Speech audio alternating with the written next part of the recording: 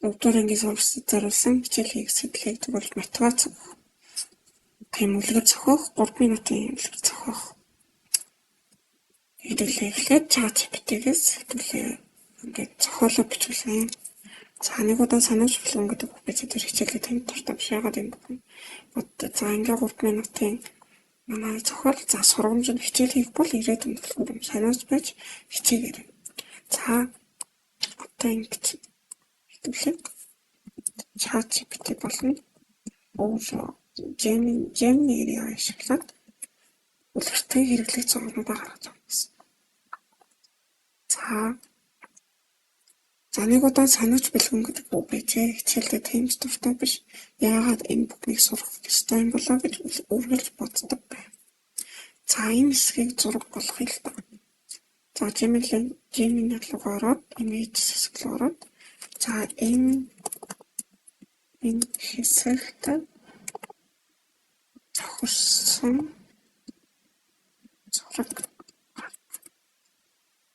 За ингэж Gemini манай банана хоёрыг ашиглан зураг гаргана. Тэгээд нэг ийм үйлдвэрээр нэг зураг гаргуулад дараагийнхаа ашиглан энэ зургуудаа хөдөлгөөнд оруулаад цаадмаа өөрөө ашиглаад тэглээд дууруулж байна. За энэ одоо жишээлбэл энэ бэлгэн гэдэг үг харагдчихээн. Тэгээд чат GPT-ийн Gemini-ийн тусалсан ингээд бэлгэн гэдэг санаач бэлгэн гэдэг хүүхэд хичээлдээ тэмц дуртай биш. Яагаад энэ бүгдийг сурах ёстой юм болоо гэж хөвгөлж боддог. За нэг өдөр сургууль дээр сууж байтал дэвтэр гэрэлтэж эхэллээ. За энэ хэсэг зориулсан зураг гаргаж. За эхний зураг маань одоо ингээд хатгалагдсан. За дараагийн зураг. Одоо ингээд тастаа шууд бүх зургуудаа гарч ирсэн байна. Одоо ингээд ихнийхэр надад ихний зураг за мэдээж санаж бэлгэнгүй одоо яг үлгэртэйгээ таарсан зургамжлах үлгэртэйгээ таарсан зургуудыг ихнээсээ гаргаж байна.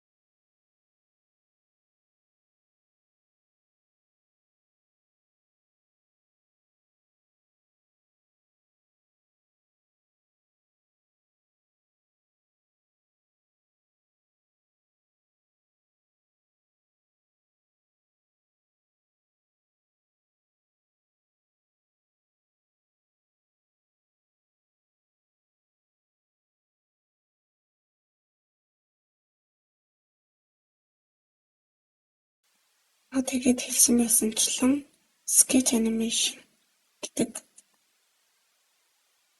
вебсайтыг ашиглаад хэдүүлээ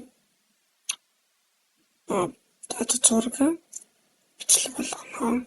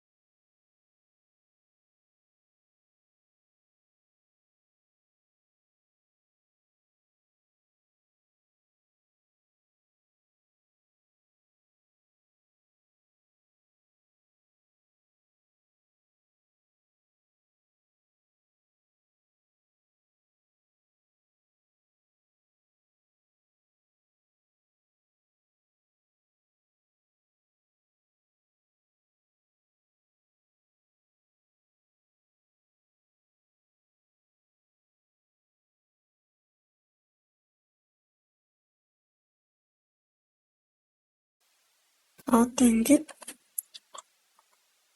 үнгүй 5-7 секундын видео болгодог сайтаар AI-аар бичлэгээ хөдөлгөөнд оруулаа.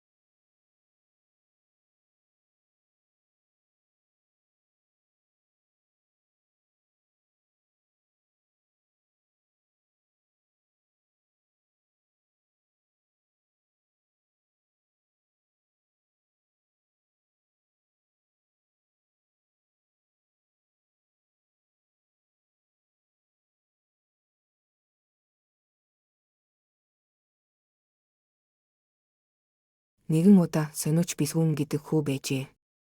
Тэр хичээлдээ тийм ч дуртай биш. Яагаад энэ бүхнийг сурах ёстой юм бол гэж үргэлж боддог байв.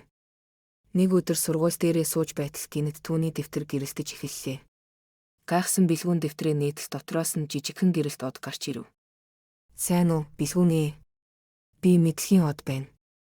Чи хичээлд яагаад дургүй байдгийг чинь мэдхээр ирлээ" гэж од хэлв. Бэлгүүн санаа алдаад хичээл уйдгартай. "Би яагаад тоо бодож уншиж бичиж сурах ёстой юм бэ?" гэж асуулаа. Мэдлэгийн од инээмсэглээд "За тэгвэл би чамд харуулъя" гэд бэлгүүнийг ид шидийн аялалд аваачив. Тэд эхлээд нэг том гүүрэн дээр очлоо. Гүүр нурах шахаж байв. Энийг засахын тулд математикийн мэдлэг хэрэгтэй гэж од хэлв. Дараа нь тэд номын ертөнцид очлоо. Тэнд хүмүүс хоорондоо ойлголцож чадахгүй байв. "Уншиж бичиж сурахгүй бол хүмүүс бие биенээ ойлгохгүй шүү" гэв. Эцэст нь тэд нэгэн хотод очиход эмч нар хүмүүсийг эмчилж байлаа. Шинжлэх ухаан хичээлүүдийг сайн сурахгүй бол хүмүүсийг яаж эмчлэх вэ гэж од асуув. Бэлгүүн бодолд орлоо. Хичээл гэдэг зүгээр нэг даалгавар биш, харин ирээдүйд хэрэгтэй зүйл юм байна гэж ойлгов.